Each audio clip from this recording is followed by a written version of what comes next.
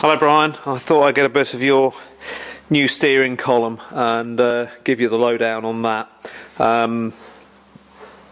It's kind of not too bad, not 100%. When it came, it had the wrong horn button on, it had a non-tilt telly horn button on, and the horn has all been buggered about with. It should have a little aluminium contact in there with a spring on it that then makes contact with all the horn contacts and what have you, but it's had a couple of wires soldered in there. So I'll take the I think they're all soldered onto that horn contact on the back, so we'll replace that with the correct one, and also put the correct horn button and everything on. There's the horn contact that came off, and you can see where the wire's been attached to that, and it's all been put together with chocolate buttons or something. It's not very good, so we're going to replace the horn contact as well. The insulator that goes over this is the horn, this is the turn signal cancel cam, and this is what makes contact to the horn on those three sections there, and there's an insulator that goes over that, and that was all broken and bust up, so I guess the horn was going off all the time. That's why they've then, rather than fixing it, has jury-rigged this on-off switch for the horn.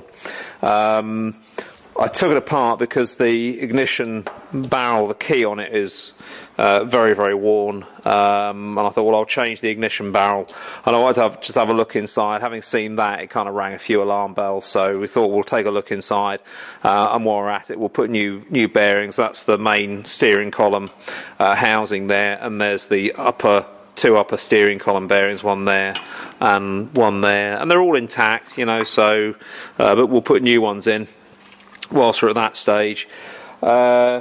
The ignition barrel, actually, when it came out, had this piece. This is a stop that enables you to, that's the bit that you push to that, or that it pushes to enable you to engage accessory. So when you turn the ignition off, you'd have gone straight onto accessory if you weren't careful. So it's just as well we're doing all this, I think.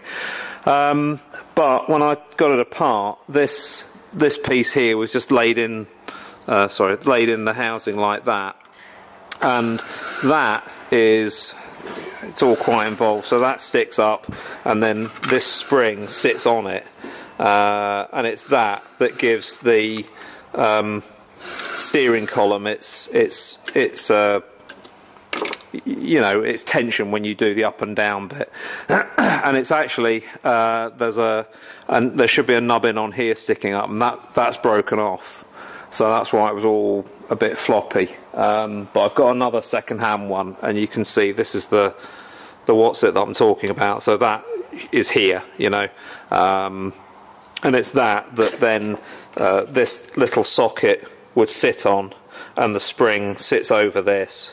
So that gives you some tension. So that's basically, where are we? There you go. So that sits on there like that. So it just meant it was a bit slacker than it would normally be, but it did have a little bit of springy up and down when you grabbed it and rocked it. So it's all for the best. I'll also put a new bottom bearing on. That's all manky looking. So we'll do that as well. I mean, other than that, it's not too bad. I've got another steering column over there that a guy sent in for rebuild that's just absolute shrapnel. So, I think this was not, I won't say not a bad buy, because it was expensive, and really and truly for that kind of money, you want to have to not do anything to it, but it is what it is. If you want tilt telly in these cars now, it's kind of the way you have to go with it. But anyway, we'll press on and get this rebuilt, because we've got this now. Ronnie's just started she's taken the old steering column out, and we're in the process now of removing the dash to do this bulbs. It's actually a new dash panel that's in there already. So I don't know what anything's like in there. We only just lowered the dash out, so it's still a work in progress. But there we are. We'll get this bit done and do some more as things move on. Take care.